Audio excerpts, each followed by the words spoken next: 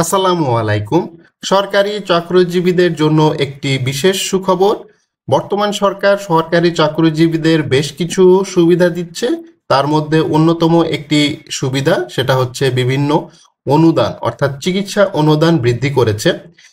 কর্মচারী কল্যাণ বোর্ডের প্রস্তাব ও অর্থ মন্ত্রণালয়ের সম্মতির পর সরকারি কর্মচারীদের চিকিৎসা অনুদান মঞ্জুরির হার পুনর্নির্ধারণ করা হয়েছে। আপনারা জানেন বাংলাদেশ কর্মচারী কল্যাণ বোর্ড তারা চিকিৎসার জন্য বেশ কিছু কাজ করে থাকে, শুধু চিকিৎসার জন্য না, অন্য বেশ কিছু কাজও করে থাকে, বিশেষ করে সরকারি কর্মচারীদের জন্য, বিশেষ করে তৃতীয় এবং চতুর্থ শ্রেণী কর্মচারীদের জন্য।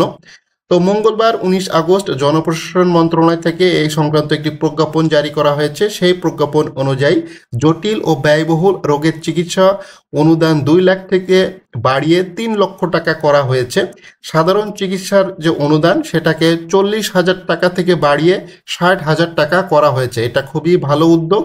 এই ধরনের জটিল চিকিৎসার জন্য বেশ কিছু অর্থের প্রয়োজন হয়, সেই টাকাটার একটা যোগান সরকার ব্যবস্থা করে দিয়েছে এবং এটাকে 2 লক্ষ টাকা ছিল সেটাকে বাড়িয়ে 3 লক্ষ টাকা করে দিয়েছে এবং সাধারণ চিকিৎসার ক্ষেত্রে 40,000 টাকা থেকে 60,000 টাকা করে দিয়েছে। খুবই একটি ভালো উদ্যোগ।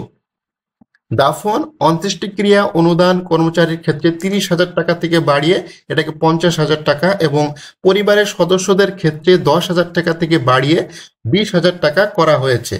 যৌথ বীমার এককালীন অনুদান 2 লক্ষ টাকা থেকে বাড়িয়ে 3 লক্ষ টাকা এবং মাসিক কল্যাণ ভাতার অনুদান 2,000 টাকা থেকে বাড়িয়ে 3,000 টাকা করা হয়েছে।